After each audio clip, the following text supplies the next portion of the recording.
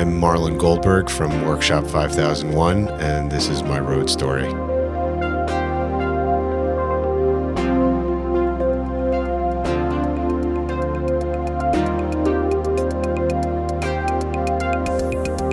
Each one of the builds we're doing is sort of unique. Mm-hmm. We're not doing the sort of repetitive, kind of assembly line approach. I want it to be more interesting for me. I don't want to do the same thing over and over.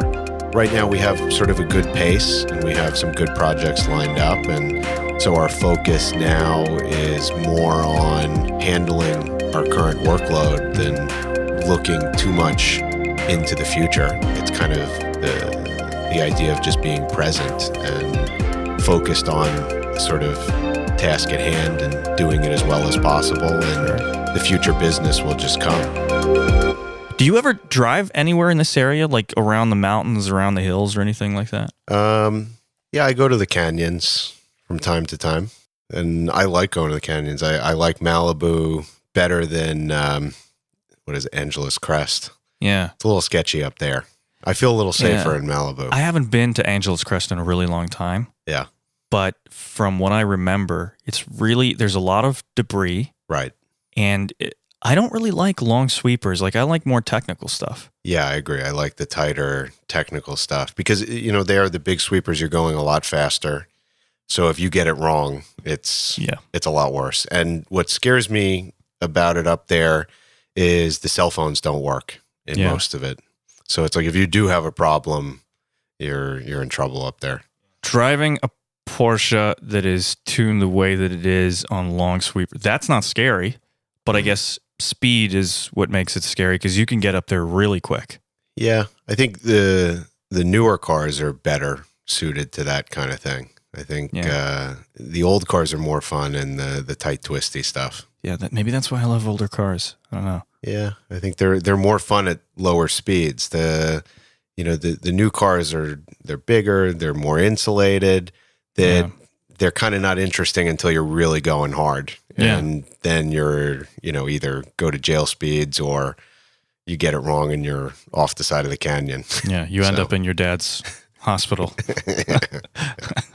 Okay, so first question. And I asked this question of a lot of different people because I'm just kind of curious because the name that you came up with, I'm trying to kind of tie it. Like, I've done some research on you. I've got my little notes here. Okay. But Workshop 5001. No, it's Workshop 5001, not Los Angeles Workshop 5001. Well, the full name is LA Workshop 5001 Inc.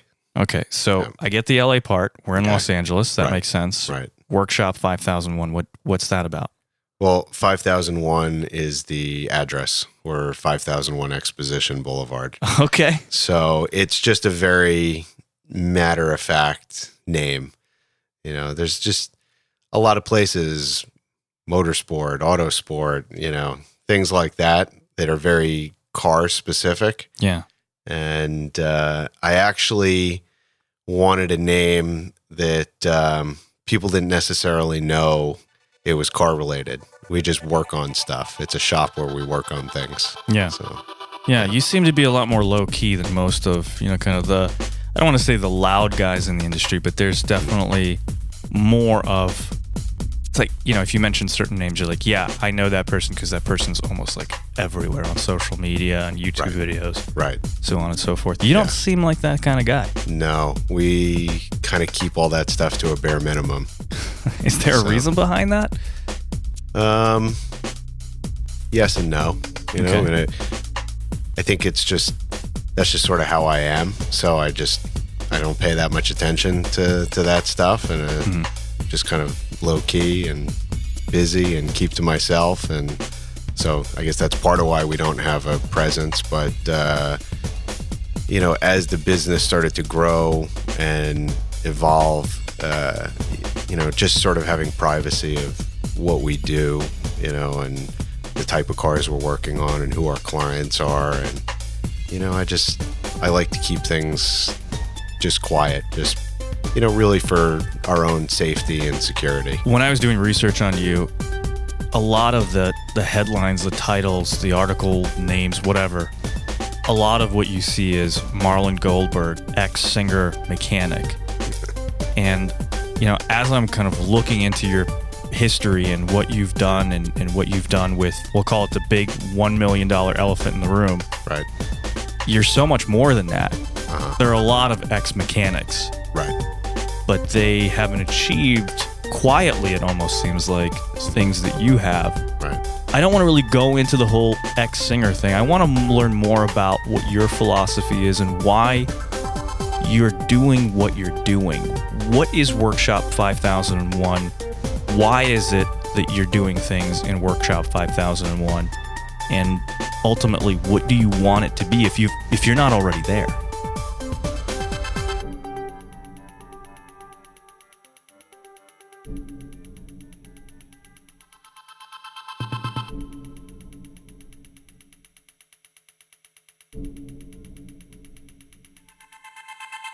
Let's start with the top. I mean, let's talk about the philosophy of the shop. Why did you open up Workshop 5001? I mean, I guess in a way, it's always, been just a career goal in general to work for myself, be my own boss, do things the way I want to do it without, having to answer to too many people. So I've started to kind of figure out you always have to answer to someone. Sure. Yeah. Because if it's not a boss, it's a client. Sure. Yeah.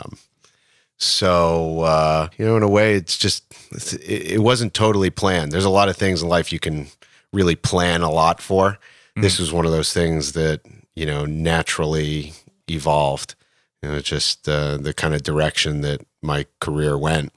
Mm-hmm. And, you had brought up the sort of ex-singer thing, and the singer stuff was just a little kind of blip part of my career. Right. I've been involved in working on Porsche stuff for the majority of my career, working in the Porsche dealer, and then I got involved in the singer thing, and then left and went back to working in the Porsche dealer, and then started my own business. And when I did that, I sort of wanted to try to do both. I thought I could work in the dealer and run my own business at the same time. And I kind of quickly figured out that I wouldn't be able to do both as well as I wanted to, mm-hmm. at least not in the early stages of starting a business when, that early period, that's kind of the most critical for a business, where you really have to lay the groundwork, sort of set the tone of how things are going to go. And if you don't get it right at the beginning, you're sort of doomed. Yeah, the foundational stuff it's called the foundation for a reason. Right, exactly. Yeah. So let's go back in history a little bit, because you're from New York. Your area code's still New York area code. Yeah. You ever going to change that to California area code? Is that kind of like something that you hang on just because you miss New York? The car I drove here today has New York plates on it. No kidding. Yeah. I'm a New Yorker, stuck in LA. So what are you doing here? I mean, why did you move here? I felt like in the car business in New York, because I had started in it at an early age, and a lot of the people who I was working with, they knew me since I was a kid, and so I felt like in a way I was always getting treated like I was still the kid that they knew from 5-10 years before. Mm-hmm. I wanted to, the one other part of it is my wife is from here. So there was that little bit of tug every time she would walk the dog in the snow and come back into our apartment. We lived on a 3rd floor walk up in Manhattan. And every time she'd come back in and, taking off the big Eskimo snow jacket and cleaning the snow off the dog, she would tell me, like, literally every day, it's 70 degrees and sunny in LA today. That happened, and I always felt like, I needed to go away from where I was from to prove that I could do it all on my own, that not that things were based off of relationships with people knew me from when I was a kid, or they knew my parents, or whatever it was. I wanted to go kind of start from scratch. Right. Yeah. And it all started with your dad's Porsche, right? I think that's probably what sparked the interest. Mm-hmm. There's certain things that you just, in life, you become fascinated with, whether it's cars or planes or watches or music or dogs or, so just Porsches were, one of those things that I think it was beyond fascination. It was probably more obsession. Okay. Yeah. Okay, that's good. I think we're on the right track here. Obsession usually leads to some pretty good things. Right.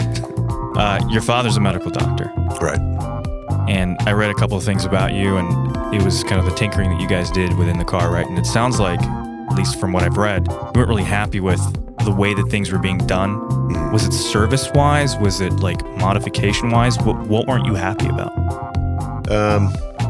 I think it's probably mostly my personality and my dad's personality that were kind of very much control freaks and perfectionists. So, we just always felt like we could do things better ourselves. Mm-hmm. My dad's always had this philosophy that, you can figure things out and go buy the tools you need and do it. And I mean, he's sort of hands-on with certain things. I mean, he never really got into working on cars the way I did. Mm-hmm. Some of that stuff where I kind of told stories about how, working on cars with my dad. It was more like he sort of pushed me into working on his car. Okay. It would be like, let's go wash the car. Yeah, it's a good money-saving tactic. We'd start washing the car, and all of a sudden he'd disappear, and he's back in the house watching golf, and I'm out there washing the car myself. It's like I get tricked into... very nice strategy. Very doing nice. This stuff. Very cunning man, your father. Right. Or now, they bring me home, you got to come home for Thanksgiving or to see us or whatever, and then I get home, oh, by the way, those 3 cars need oil changes. I thought you were going to talk about like cooking the turkey at that point. It's like now you got to come back for Thanksgiving to make the dinner as well. I have literally done an oil change during Thanksgiving festivities. It's like you start draining the oil, go in, have appetizers, and go back out, put the drain plug back in, and then fill the oil. Then go in and eat, then go out on a dry sump motor, start it up, let it idle, reach temperature, and top it off. So, yeah, I've done that on Thanksgiving. You kind of look at it, in the sense that he doesn't trust anybody but you.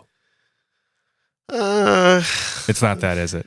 Well, it's like, you'd bring your car places, and it would come home with a new scratch, or it would get left outside and get bird shit on it, or, just something like that. So it is trust. I mean, he clearly does trust you with that because he knows that you're going to take care of whatever it is that you're working on because that's your philosophy. He knows that you're capable of that, and that's really what you want to do from the get-go. Well, for many years, he wouldn't let me drive the cars without him around. Okay. So, but I also had issues, when I was younger, getting speeding tickets. Yeah. And knock on wood, I don't even remember the last time I got a speeding ticket. I'm actually a pretty conservative driver now. Okay.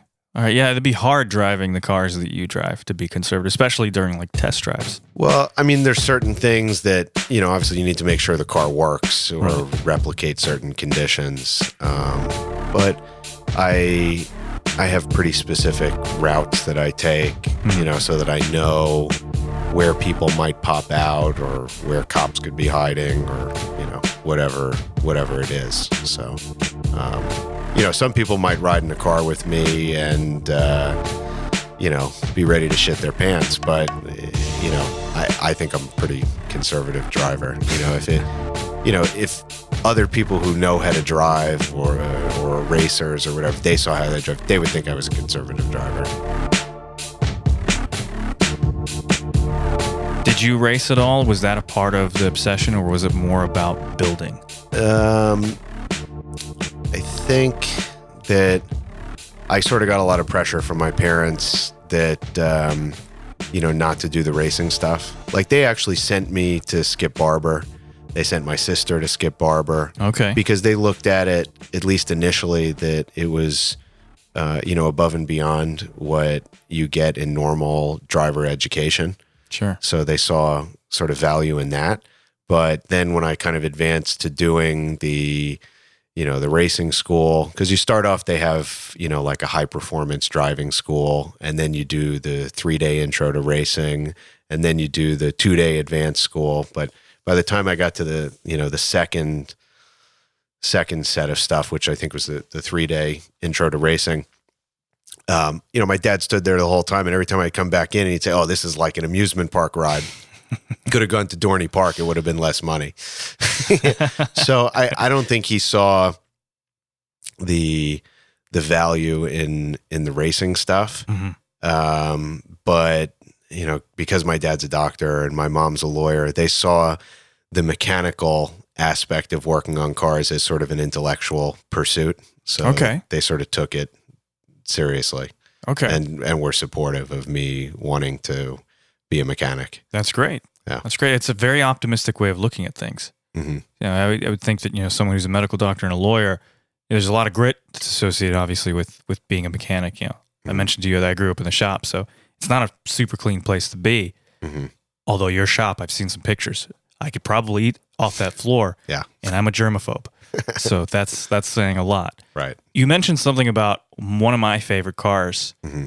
For me, it's just such a tragic thing because it makes the car not enjoyable. Mm-hmm. The service work on the 355. Mm-hmm. Because you were a mechanic for Ferrari as well. You're not just a Porsche mechanic, right? Right. So tell me about, what it was like working on Porsche versus Ferrari and why you decided to stick to Porsche. I think I always just sort of identified with Porsche cars more. Mm-hmm. There was, I don't know, I felt like the cars sort of fit my personality. The Ferraris, I never really had the desire to own one. I think, especially with the Ferrari stuff, people are more into the concept of, owning or driving a Ferrari or saying they have a Ferrari. They're more into that than actually they are the cars. It's more kind of image driven. Sure. So there's that. It's like a little, I don't know what the word I'm looking for is. It's kind of like the bullshit factor. Sure. A little bit. Yeah. Yeah. It's a pissing contest mostly. Yeah. To me, there's something sort of uncool about that. It's a little too show-offy. Sure.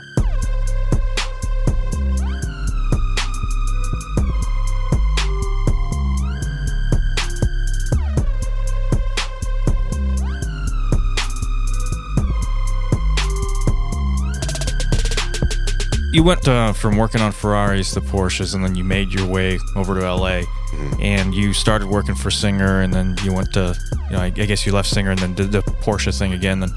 Then there was the transition into the shop. How were you able to get the shop open? Like, one of the most difficult things in starting a business, obviously, is bringing in clientele. So were people aware of what you were doing, and did they kind of follow you to Workshop 5001? Like, how did you start the business, and how did you start to develop it? The first big project was a referral. The car came in and we didn't know exactly what we were going to do with it. But I looked through the car. The client had bought the car at the Bring a Trailer auction website thing. Yeah. And so I looked through the car and I start making a list of what it needs. And it's like, wow, this car really needs everything. It's pretty clapped out and sort of been butchered over the years. And so, we started off, not really having a plan, but then I made this checklist of what it needed, and the client said, okay, let's just do it. And then it evolved from there and turned into a full restoration of building our first hot rod. And then, all our other work just sort of started coming word of mouth just from various contacts over the years, and people who knew me from when I worked in the dealer. Just evolved on its own. Sure. It's a very different experience working for a dealer and being told what to fix, as opposed to having your own shop and now telling yourself what needs to be fixed. Right. So how is that different? How did it feel to actually have control over a larger piece? You were actually putting the entire puzzle together as opposed to, maybe the corner of it. It honestly wasn't that much different because, when I worked in the dealer, I was always very proactive and would get involved in stuff I shouldn't have been getting involved in, and like selling cars. Right. It early on in my career, it sort of worked against me because I think it intimidated, service managers, stuff like that. And, like when I worked in the Porsche dealer in New York, I had a relationship with the owner of the dealership. Mm-hmm. So, that made some of the other people nervous that, technically like a service manager is supposed to be my boss, but I was like the only mechanic who also knew the owner of the store and would go and talk to him. And, so early in my career that sort of caused problems, but I kind of didn't care. I just did what I wanted to do. And everyone who I always worked for, I always in a way treated their business as if it was my own, in the sense that, I gave it 110%. It's just my work ethic. And I also kind of always knew that I wanted to have my own business. And, so I wanted to, work for people and learn from them and just try to be more proactive than other employees were, because I felt like I would learn more and get better opportunities and things like that. Got it. Can we talk about the first car? My first car? No, the first car that you built. Oh, okay. We can talk about your first car as well. The first car we built, that's the gray 73. That's number Got one. it. The T. It's the 73T. Got it. That seems to be the one, that one and the blue one. Right. So those are the two kind of primary cars. Now, I don't know the value of the gray car, but I have overheard, we'll say, the value of the blue car. Right. What's the difference between the two? Well, part of it is that whole the $1 million thing is a little made up. Okay. So because there's a lot of people trying to build these very expensive hot rods now, and obviously the Singer thing I was involved in, and I'm proud of the work we did there, and that that car is real deal, and that's a legitimate $500,000 car. The stuff we build and legitimate $500,000 cars. But so the whole $1 million thing got made up. I'm going to try to do this and be politically correct and not mention names. I'm sure some people will figure it out. But basically, I was told if that piece of shit's $500,000, your car should be $1 million. Okay. So, all right. Yeah. It's a bold statement. So I'm like, okay, let's roll with that. And then from there on, I sort of rolled with it partly because one of the projects we're doing right now is going to be over $1 million. That is part of the plan. And we have another one in process that's getting pretty close to $1 million. And what we've also noticed with the people who want these type of hot rods, some of them really enjoy the process and being patient for the 12 to 18 months that it takes to build their car. And, so with them, I look at it that they should get the car for kind of what it costs to build, I mean, obviously we have, some profit in our labor, and with those clients, I tell them, this is what we're going to make on the parts just to try to streamline it. Sure. And I feel like if someone is impatient and they just want one right now, then they have to pay a premium. So that blue car, it has a home. It belongs to a Porsche collector who lives in Beverly Hills, and but he would sell the car, but the number's $1 million.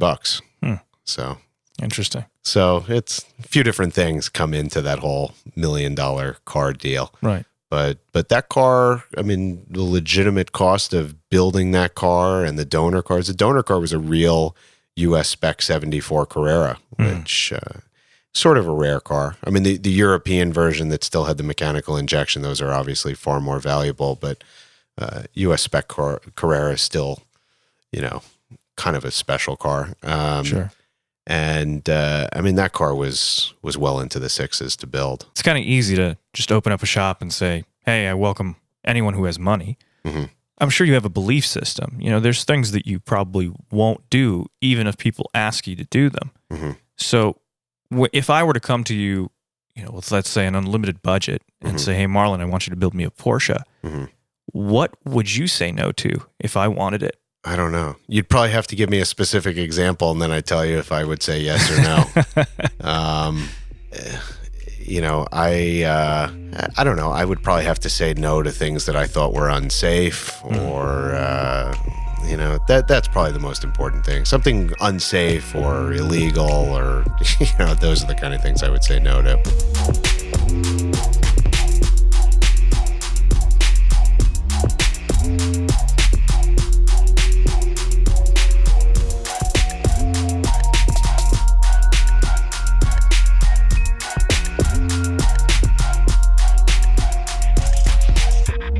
The process of building a Porsche versus restoring a Porsche, I mean, they're obviously pretty similar, but they're different. So can you tell me, what goes into restoring a car? Because you do offer restoration service, right?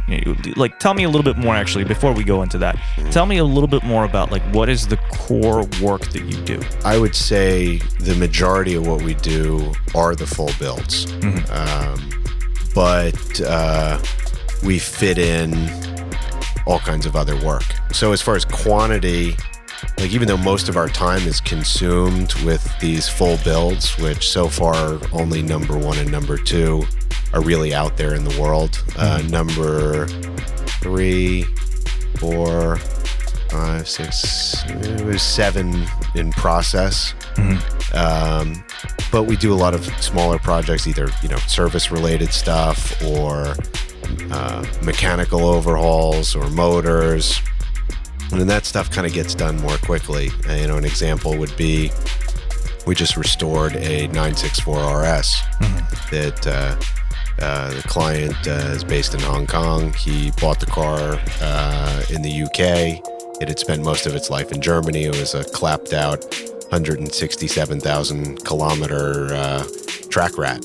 Okay. And most of those miles were actually on the Nürburgring. It was probably the most beat up 964 RS on the planet. It legitimately needed restoration. And that car, we did a full restoration on that car in 8 months.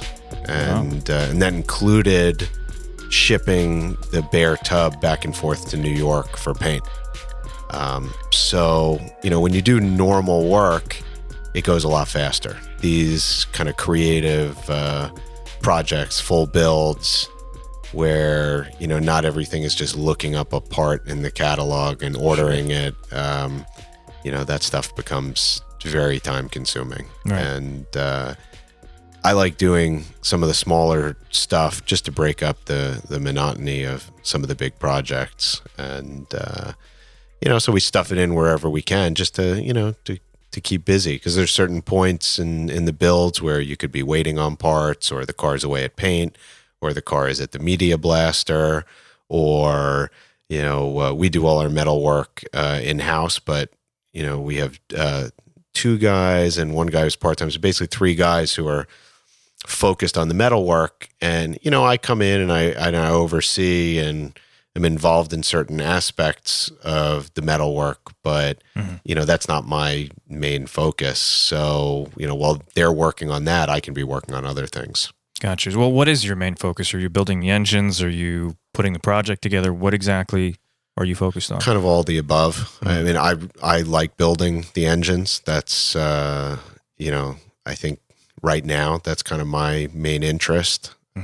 But running the business is sort of all consuming. Sure. So what ends up happening is kind of during normal business hours, I try to work on things where it's less critical to be totally focused and only working on that. Like, for example, when I'm working on an engine, my wife has my cell phone. I don't even have it, but there's certain things I can do and kind of juggle. And, if I need to take a phone call or deal with something with a bill or whatever, I can do that. So during normal business hours, I'm kind of pulled in a few different directions, but then I block off time where I can do the focused work, whether it's in the evening or on a Saturday. Saturday is kind of my day for undisturbed work. So You and I both. Yeah. It's a sacred day for me. Yeah. You mentioned earlier that you and your dad you wanted a little bit more control, I guess. Right. When you're dealing with something as detailed, when you're building a caliber of build that you're building, I'd imagine that it's sometimes maybe difficult to relinquish control. Do you ever see that as an issue, or is that kind of something that, because of the caliber of guys that you have, is easy for you at this point? You mean like relinquishing certain parts of the build to my guys, or? Yeah. Because you said you're building the engine, but let's say someone else wants to build the engine. Is that something that you would allow, or is that yours to do? Yeah, that's kind of my thing. And, the only other thing we do with motors is, my friend Bobby Singh, who runs Manhattan Motorsports in New York, and, they're sort of like our partner shop. He trained me. He was the shop foreman at Manhattan Motor Cars, the Porsche dealer in New York City. And, he's probably my closest friend. And so he's involved, in all of our projects. So some of the motors we were building together. At this point, we both have so much work. So things are sort of divided up, or who's best at certain things. Like, he's really, really good with gearboxes.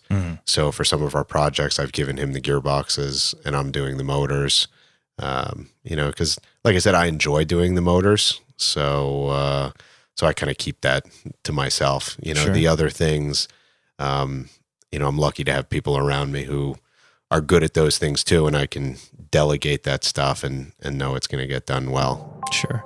Yeah, there's this word purist that's often thrown around. I guess there really isn't a solid definition of what a purist is, unless you're the purist and you think that you cannot touch a Porsche, you cannot touch any car. It has to be the way that it came out of the factory. How do you feel about those people? I don't know. It's a little weird. It's sort of like those guys who, go to these concours events and are sitting there like cleaning the pieces of grass out from in between the treads of their tires. It's like they're taking it a little too seriously. Right. They've created this sort of preconceived notion or whatever in their head of how these cars are supposed to be, how they're supposed to be taken care of, what you should and shouldn't do. And, most of this they've made up. There's not a rule book from Porsche of how you should take care of their car. Sure. They don't care. They just want to sell you another one. Sure. Yeah. I guess maybe in a sense there may be a rule book when you're from Porsche, because if you're driving a Porsche, they want to sell you original Porsche parts, and that's why warranties are voided and all of the above. Right. But maybe not the opposite side, but for the purists that also do that pick the grass out of the tires, but at the same time, they're also arguing the fact that there's no better part than a Porsche part. Yeah. And you don't seem to be in that camp. I mean, you use not necessarily. Parts. I do think that a lot of cars you should just leave stock. Once you start getting into modifying cars, it can be a slippery slope. And I also think that the majority of aftermarket parts are junk. Sure. But there are good parts. And when we build a car from the ground up, I think you'd be surprised at how many genuine Porsche parts are in that car. And the only time we deviate from, a genuine part is if I know from experience that the part is in fact better than the original, because not every part that they make is perfect. And, now they're reissuing a lot of parts, and sometimes the quality of, the new parts are not as good as the original. Things like fitment of rubber seals. We've gotten, ignition coils and igniters that are brand new out of the box that are dead and don't even work. So it's kind of, random here and there of, where we're seeing sort of failures with these new or reissued classic parts or whatever. But like I said, for the most part, sticking to originality is a good thing. But, the factory, they even deviated from their original parts, for motorsport purposes. Very often, motorsport parts are higher quality than what would have come on a normal road car. A good example of that is, the shocks that would have come on a car standard are relatively inexpensive. Part of that are just the realities of mass production and building things to a cost, but, when Porsche builds a race car, it has totally different suspension. Sure. Like for example, KW is a company we work with a lot, and, their suspension, even though it's not standard on Porsche road cars, if you go buy a car from Porsche Motorsport, it has KW suspension now. Right. So that, the three-way motorsport stuff like Cayman Club Sport MR would have, KW is able to take that technology and put it into, the housings that will fit in the early cars. So, and it makes the car, and people think, race suspension, it's going to be stiff or uncomfortable, and it's completely the opposite of that. Yeah. You're able to tune it to sort of have this duality of being good when you're driving the car hard or on a track, but also, adjust, the dampers to when you go over potholes to work really well and not be jarring. I've met a lot of car builders, and I think something that they have in common, not all of them, but generally speaking here, is this kind of level of perfectionism, like selecting a part and actually, maybe not even selecting a part, building the actual car, and then taking it out for the test drive, and something just doesn't feel right, and it's wrong, and Right. Sometimes it's really difficult to pinpoint that. Have you ever come across something like that where you've built it and you're like, I can't let the customer pick this up? Oh, absolutely. It happens all the time. I call it, we're coming up with our recipes, whether it's mixing and matching genuine Porsche parts, things from different eras. And, sometimes things just don't work out exactly the way you expected. And, you have to make a change. Sometimes it's close enough. I have to sometimes remind myself that I'm more nitpicky than other people are. Sure. You could tinker with these cars till the end of time. Sometimes you just have to be realistic that, and I don't want it to sound like lazy or half-assed, but sometimes you got to say, hey, it's good enough. Sure. Because you have to find that balance, like the same balance you're looking for in the car, you have to find that in business and building the cars, and so you just have to be realistic sometimes.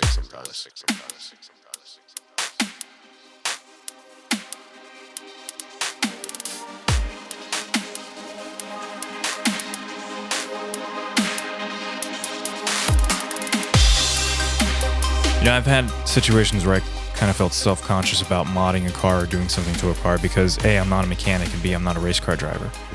So you kind of have these feelings of buying a part or maybe even taking it to a shop because you're so anxious about ruining the car, especially when you're dealing with a really high-value item. That anxiety obviously is elevated. So when it comes to kind of figuring out what is right and what is wrong, if you're not a race car driver, like how do you actually come up with what feels right and what you think is a good car? My goal with building the hot rods that we build is that I want them to feel like it was all meant to be. Just that we've achieved a different level of performance. Everyone really likes the way that old early air-cooled 911s drive, but they're pretty slow. So, there are things you can do to these cars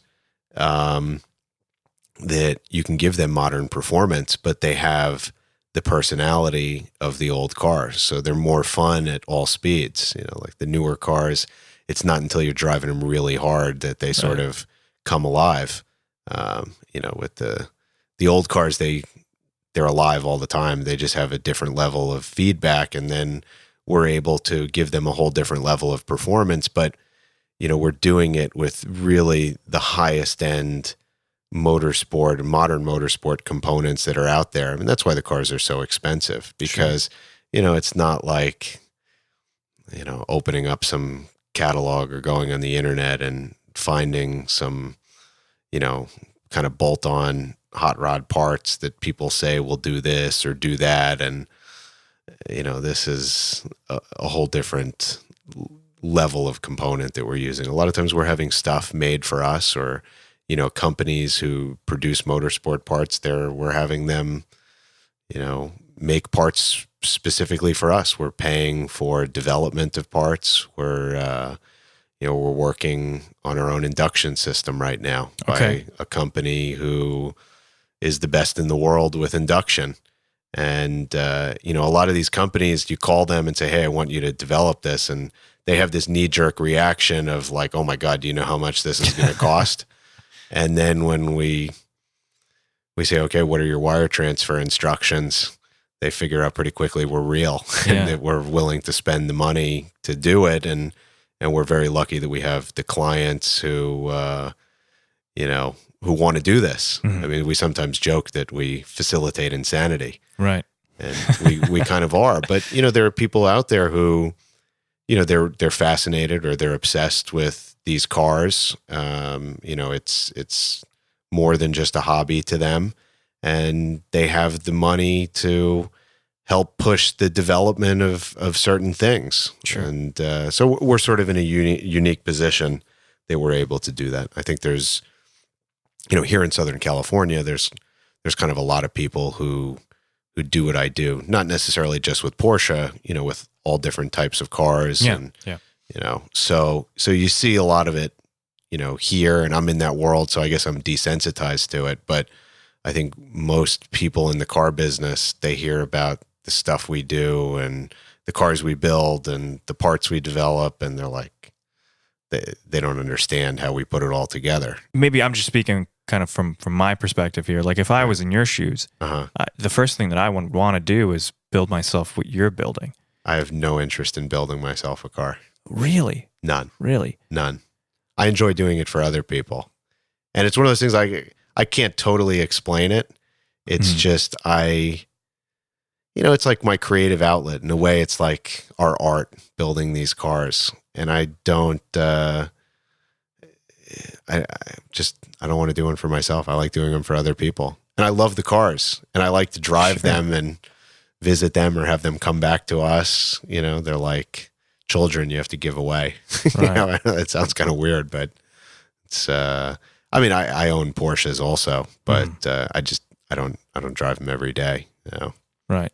But did you modify them in a way that you wanted to modify them, or they're pretty much, stock Porsches? My 84 911 is 100% stock and original. I have a GT4. It's 100% stock and original. The only car that I own, a Porsche that's my dad's car that's modified, is he's got a 964 convertible, and I did an apprenticeship at Andile, and we built him a 3.8. Because basically I had always wanted to work for them, and when I was in college, I came out and started visiting, and I think they would have given me a job, but Dieter, who was one of the three partners, he said to me, he said, look, we're about to retire. Porsche Motorsport's going to take over the whole building, and we have to go find jobs for all the guys who have been working for us. He says some of them we can get in at Motorsport, others we have to help them find jobs. So like we're not hiring anyone else. We're kind of winding down. So, but I always kept in touch with him. And when I moved out here full time, I didn't have a job lined up. My wife and I, she was my girlfriend at the time, just decided to quit our jobs in New York and move to LA. And so I was doing pit crew for the team that took care of Ferrari Beverly Hills race cars at that time. Okay. And, so that was like weekends. And during the week I was, kind of hanging out and trying to find a job. And so I went to Dieter and I said, look, I have some free time. And I really always wanted to, get the experience of, learning engine building from you guys, even though I had already been training in New York and sort of knew it. I mean, to learn from those guys, that's as good as it gets. They're, as far as I'm concerned, the Andile guys were, they're the grandfathers of Porsche hot rodding. They sort of invented it, and people might disagree with me, but that's just what I think. So, Sure. So I said to Dieter, look, my dad's 964 is leaking oil everywhere. What if I ship it out here and, I'll spend time with you to redo it. So I spent 6 months with him. The reason it took 6 months to do the motor is because, Dieter spends 1 week riding his bicycle and then 1 week working. That's his idea of retirement.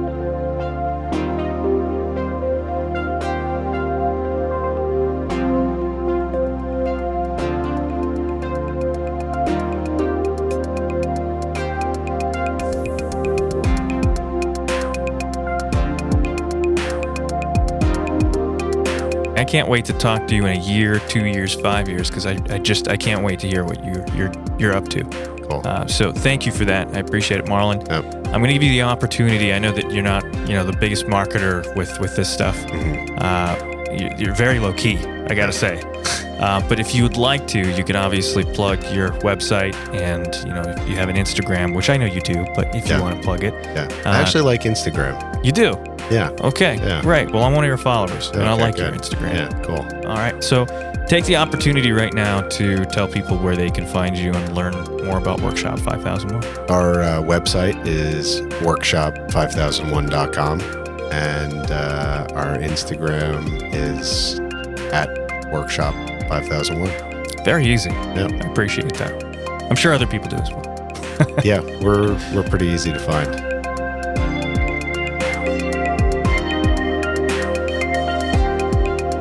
The Road Stories podcast is recorded, mixed, and produced by Michael Senderovich. Original music is provided by Clarence in the Road Stories project. You can find more music by Clarence by going to soundcloud.com/Clarence Los Angeles. If you like this podcast, please leave us a review. It helps the show greatly.